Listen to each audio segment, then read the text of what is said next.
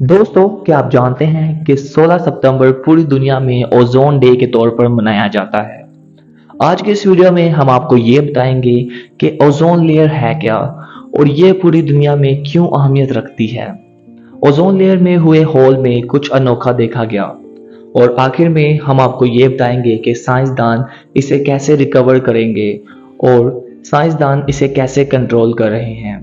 जी तो दोस्तों, जानने के लिए बने रहें हमारे साथ इस वीडियो के आखिर तक। और दोस्तों, अगर आप लोगों के सॉफ्टवेयर अपडेट करने के साथ साथ खुद को भी लेटेस्ट न्यूज़ से अपडेट रखना चाहते हैं तो सबसे पहले हमारे चैनल ट्रेंड ट्रैक को सब्सक्राइब करें और बेल आइकन के बटन को प्रेस करके ऑल नोटिफिकेशंस पे क्लिक करें ताकि हमारे आने वाली हर वीडियो सबसे पहले आप तक पहुंचे।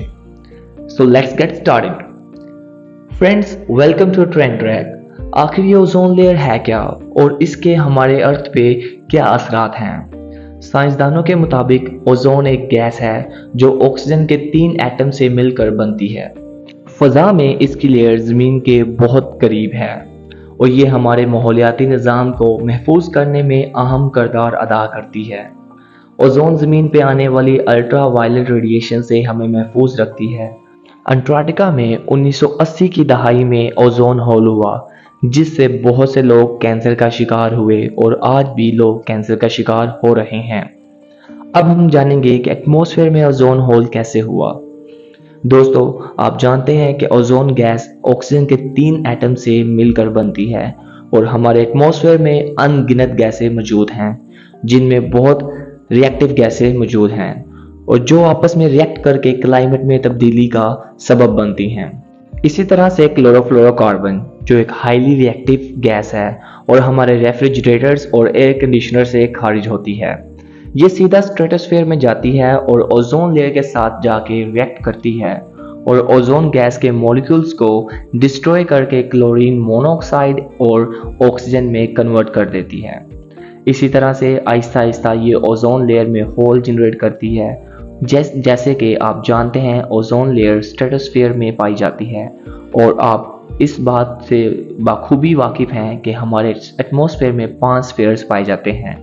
फर्स्ट ऑफ ऑल ट्रोपोस्फेयर जो कि ज़मीन से 10 किलोमीटर की ऊंचाई पे है, उसके बाद स्ट्रेटोस्फेयर जो कि 10 से 30 किलोमीटर की ऊंचाई पे है, फिर मेसोस्फेयर जो कि 30 से 50 किलोमीटर की ऊंचाई पर है और फिर थर्मोस्फेयर जो कि 50 से 400 किलोमीटर की ऊंचाई पर है और सबसे आखिर में एक्सोस्फीयर जो कि आखिरी स्फीयर पाई जाती है। जैसा कि आप जानते हैं कि क्लोरोफ्लोरो की वजह से ओजोन लेयर में होल बन रहे हैं। साइंसदान इस होल की रिकवरी के लिए 1980 से ही जद्दोजहद में लगे हैं और आखिरकार इस नतीजे पे पहुंचे कि एटमॉस्फेयर में मौजूद अनगिनत गैसें ओजोन लेयर को तबाह करती हैं। तो नासा ने ये नतीजा निकाला कि एटमॉस्फेयर में गैसों की ज़्यादती को कम किया जाए। तो नासा ने ये मामला अक़वाम मुत्तहिदा में रखा। तो दुनिया भर के ममालिक 1987 में मॉन्ट्रियल प्रोटोकॉल पे दस्तखत करने के लिए आमादा हुए जिसमें फ़ज़ा में खारिज होने वाली ओजोन के खिलाफ गैसों को बहुत तेज़ी से कम किया, जिससे बहुत तेज़ी से ओजोन की तह में फ़र्क देखा गया।